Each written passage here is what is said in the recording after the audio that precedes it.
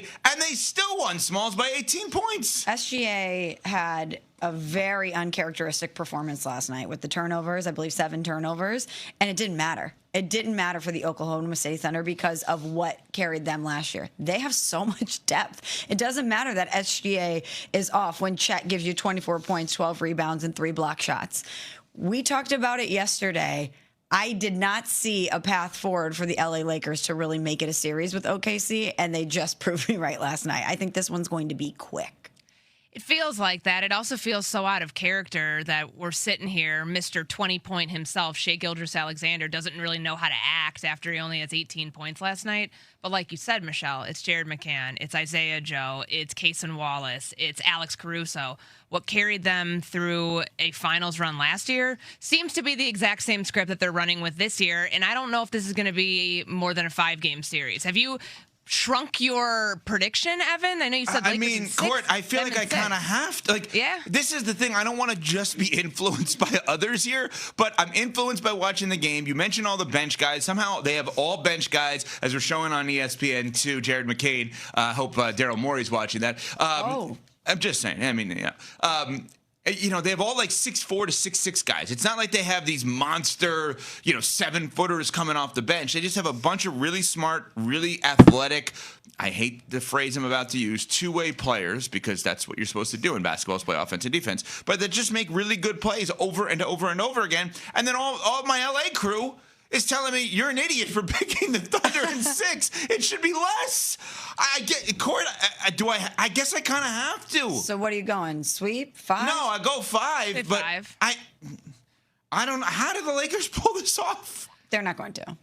Well, I mean, maybe I'm wrong, but I don't see it at all. Barring injury, God forbid. Yeah. Additional injury. Yes. In addition to Jalen Williams. Yes. Who's an all-star, who had 40 points in one game in the NBA Finals last year, who's not playing, and they still won by 18 in a game where Courtney Cronin just said Shai kind of didn't know how to act, only scoring 18 in that game last night. Well, it's like 15 points below like what his playoff average had been and what his regular season average. Like it's just not normal for him to have a performance like that. But when he doesn't have to be perfect, then I think the rest of the team understands what their role is. Chet Holmgren was phenomenal. It's like their front court had the clear advantage from the jump yesterday, as Michelle and I have pointed out. The depth everywhere on that team is excellent. And even with a lot of mistakes yesterday, the Lakers still made more. That's the thing. Like 4 straight games where they've scored less than 100 points. Defensively, it's not the brand that they had become within the last couple of months. And you're not going to win games going 10 of 30 from the 3-point line. Not against a team that's that deep and has that many ways to beat you.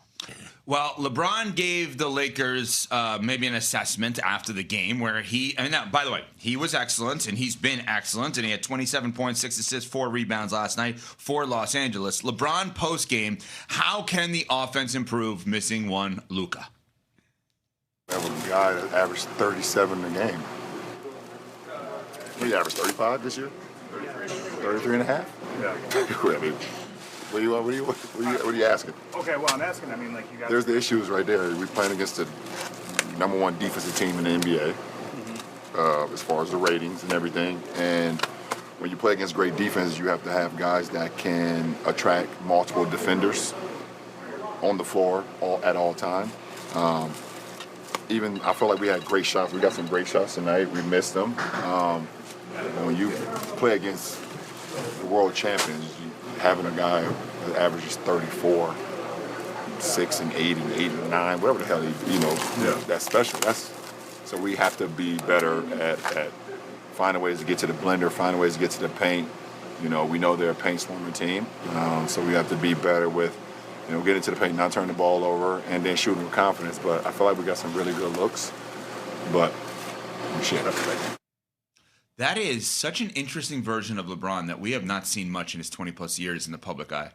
That is a mentally free of pressure man at 41 years old who feels like losing this series doesn't really matter on his resume. I've never seen him like that. Because you're saying because of the candor? The candor, the smile, they lost. He kind of comes off like, we got no shot in this series. What are you, crazy? Like, he's the smartest basketball guy on planet Earth. There's no person on planet Earth that is smarter in terms of basketball than LeBron James. Mm-hmm. So he's sitting there like, Luka's not here. He averages 37 a game or whatever it is. Like, what do you want us to do against them? And almost like, hey, the Lakers already made their decision. This ain't my team. This ain't on me if we lose. This is on all these other people. That was as free mentally as I've heard LeBron in a long time. And I found that clip fascinating. His look, for those watching on ESPN2, you could see the smile. This was not, I need to be passive aggressive and find a way to code everything to make sure when the autopsy of this series is done, it's not my dead body, it's someone else's dead body.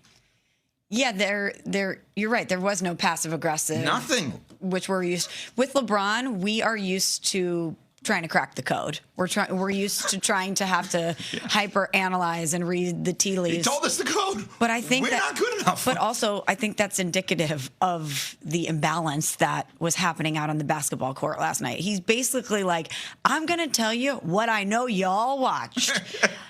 I don't even need to try to sugarcoat this or put it through any kind of passive aggressive coding at all, because I know that you all just watched the same game I participated in, and there's no way for me to spin this. There's a really interesting note. So Dave McMenamin, obviously covering this game, does like a recap file. I read it every morning over at ESPN.com. It gives you like the synopsis of what happened and like some really interesting points here. So this happened during a third quarter timeout, and he said what to watch in game 2. So during a third quarter timeout Tuesday, Drake's search and rescue flowed out of the speakers in the PAC Paycom Center. And that's the quote, "I didn't come this far just to come this far and not be happy," an audio dub from Kim Kardashian says in a song. And then he points out how like the lyrics kind of accurately described what happened in that moment. JJ Redick calling a timeout right after the Thunder had gone on a 7-0 run. And it shows you the type of caliber opponent you're going up against now is vastly different than a Rockets team that did not have Kevin Durant. And you can concede to that fact, kind of like what you were just pointing out, Evan, that LeBron seemed like, yeah, like, what do you want us to do? Look at this team. Look at us. Look at what we're missing. Let's be realistic about it. But then again, this is LeBron James we're talking about. I can't for a second put out into the ether that this man isn't going to go into cold-blooded killer mode at some point during the series and do everything he can take to win. I can't get there. And I don't think that they've gotten to the second round right now because they figured out what they had to do in the absence of Austin Reeves. He comes back. LeBron's carrying this team in age 41. Can he do it continuously throughout the series? Logic tells us no. But I can't, for me, I hear him in that clip with the one that we played just a minute ago as it's one game. It's one game. Let's not panic. Let's see what happens when Austin Reeves, when Rui Hachimura, when everybody's shooting gets better, because it was bad last night.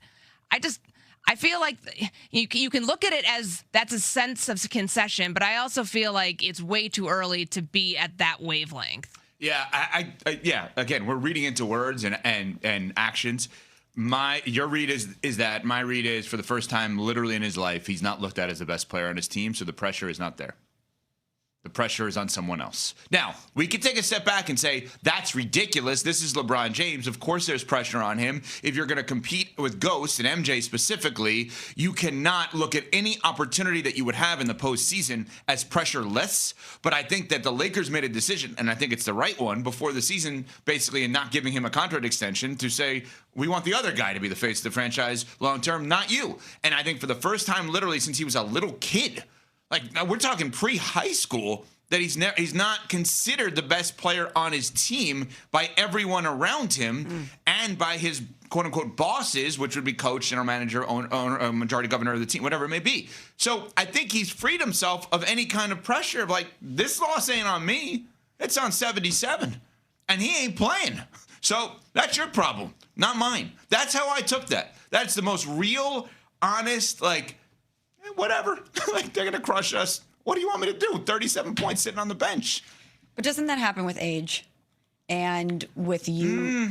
I don't know about that. I don't know. And life, a lot of times you come to grips with your circumstances and you're not as reactive